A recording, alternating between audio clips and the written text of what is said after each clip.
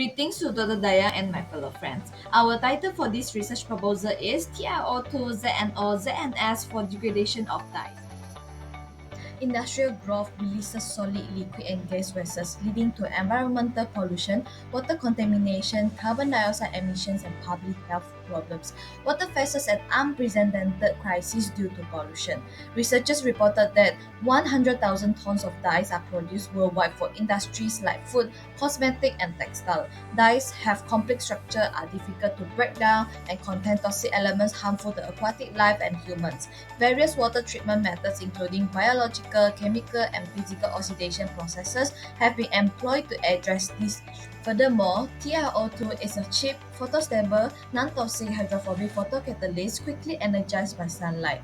Zinc oxide with high surface reactivity, photosensitivity, low cost, antibacterial action, and chemical stability has promising potential. Zinc sulfide is notable for its non-toxicity, rapid electron movement, low cost, and quick formation of photo-generated electron hole pairs. All three have a broad benefit. More research exists on the photocatalytic activity of single and binary photocatalysts for dye degradation compared to ternary ones. Single photocatalysts are easier to synthesize and apply, making the process more efficient and cost-effective. However, they have limited light absorption and lower photocatalytic activity. Researchers reported that binary composites offer benefits like efficient charge suppression and reduced electron hole recombination. However, it is inefficient in visible light. Therefore, research on ternary composite photocatalysts is needed to improve dye removal rate. Next, this research proposal aims to synthesize the ternary composite of TiO2, ZnO, ZnS by using the hydrothermal method to determine the effectiveness of TiO2, ZnO, ZnS in degradation dye by using photocatalytic absorption method. Last but not least, to investigate the factors that can influence degradation efficiency. Overview. Textile profusion accounts for about 22% of the entire mechanical wastewater delivered in Malaysia. Moreover, colors can be classified into different ways based on the mechanical applications and their chemical source or chromophore structures. Effects of dye on environment. 70% of azo dyes are used in various industries due to its thermal stability. About 1 ppm of them can impact volt authenticity and water gas dissolvability. This can lead to a deprivation of light evasion through water, which directly decreases the photosynthesis rate and stunt plant growth. Effect of dyes on human health. Wastewater can be discharged from soil and surface water, which significantly encourages corrosion of nourishment and drinking water. There are numerous azo dyes that appear carcinogenic and mutagenic due to the presence of triphenyl methane structure. Classification of the dyes can be categorized into two types, which are synthetic and organic dyes. Organic dyes are the organic molecules that are obtained from the natural source, including plant, insect, animals, and minerals, without undergoing any chemical treatment. For the synthetic dyes can be classed into the non-ionic, anionic, and cationic dyes. For anionic dyes are classified into acid dyes, reactive dyes, azo dyes, and the direct dyes. On the other hand, the cationic dyes are classified as the basic dyes. The treatment categories are chemical, physical, biological, and hybrid treatment that could be applied for the waste to remove dyes. The first is the chemical treatment. Conventional chemical methods, including coagulation, flocculation, and electrochemical treatment, are the primary techniques for treating the dye wastewater.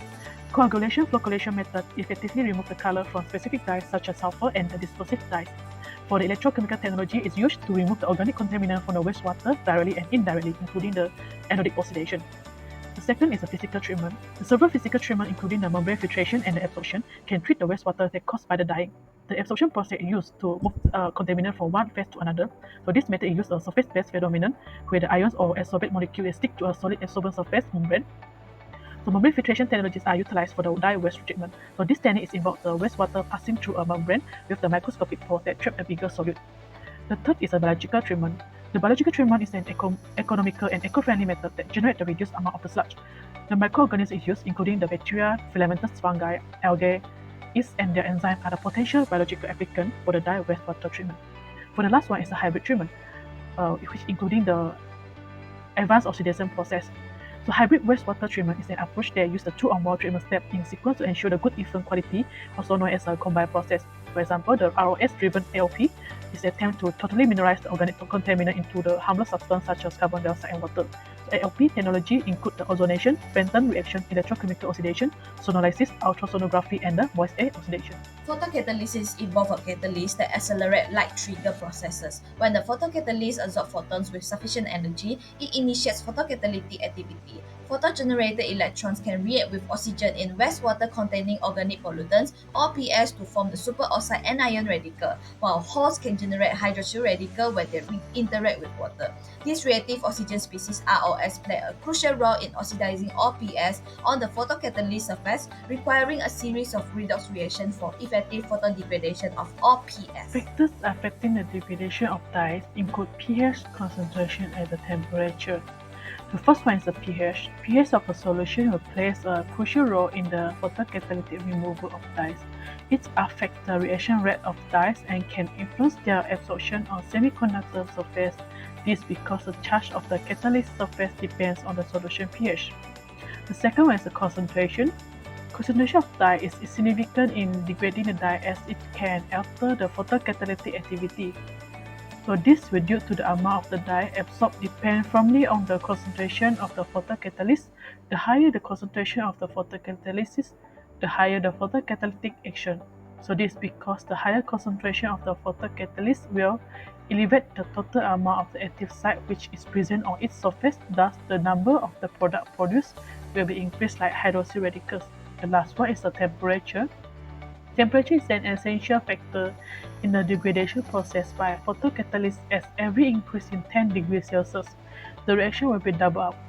So depraving the degradation rate at the interface by diminishing the recombination rate of electron or hole sets can be done by increasing the temperature. Moving on to metal oxide photocatalysis such as titanium dioxide, zinc oxide, and zinc sulfide. Titanium dioxide is a photocatalytic material known for its high activity, chemical resistance, low toxicity, and durability against photochemical degradation.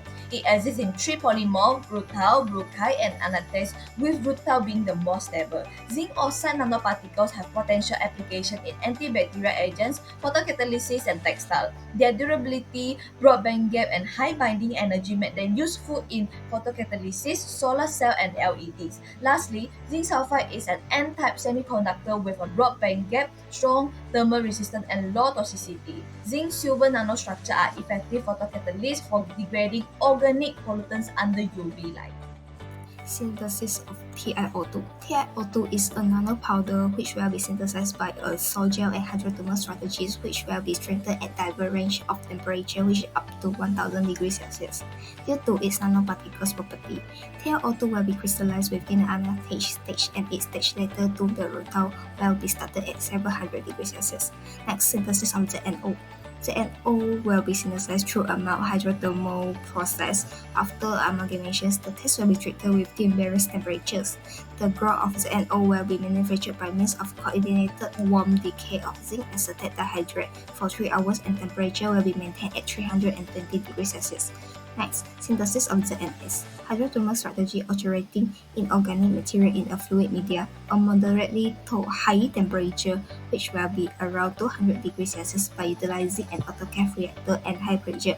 A CAPEX specialist will be connected to control measure and shape of ZnS by ligand and polymer composite formations. Nanoparticles of TiO2, ZnO, and ZnS will be precisely combined to maximize their photocatalytic characteristics, where the nanoparticles will be mixed in optimal ratio to ensure a balanced composition and maximum photocatalytic performance. Besides, the surface modification or functionalization will be used to improve the interparticles interaction and stability, and it also improving the light absorption, charge carrier separation efficiency. For characterization, transmission electron microscopy TEM pictures will be acquired using an F20 microscope at 200 kV after dropping a drop of sample dispersion onto 300 mesh copper grids covered with a carbon layer. The X-ray diffraction XRD patterns of sample will be recorded using a D/Max 2400 X-ray diffractometer using a Chuka radiation source with a wavelength of 1.54 ampere. This is to get the crystalline structure of a composite photocatalyst. Brunner and Met-Taylor BET surface area analysis will be used to determine the composite specific surface area and pore structure. Lastly, the UV visible absorption spectrum will be measured using a UV visible spectrometer. After characterization process, the composite will be exposed to UV or visible light, and photocatalytic process will be occur on the nanoparticle surfaces. Degradation curve over 20 mg per liter methylene blue solution under visible light will be used to assess the photocatalytic performance of all nanocomposites at different intervals using a 500-watt xenon light. Photochemical reactor with 50 ml methylene blue solution and 20 mg of ZTR catalyst will be used. The reaction mixture will be stirred in darkness for 30 minutes. The degradation process will be monitored over time and analyzed using pseudo first and second order kinetic models to determine dye removal efficiency. For the expected outcome, the hydrothermal method can be used to synthesize ternary composite of the titanium oxide, zinc oxide, and zinc sulfide. The ternary composite of the titanium oxide, zinc oxide, and zinc sulfide is expected to have the ability to degrade the dye. So lastly, the pH, concentration, temperature, and the light intensity are the factors that can influence the degradation efficiency. Thank you.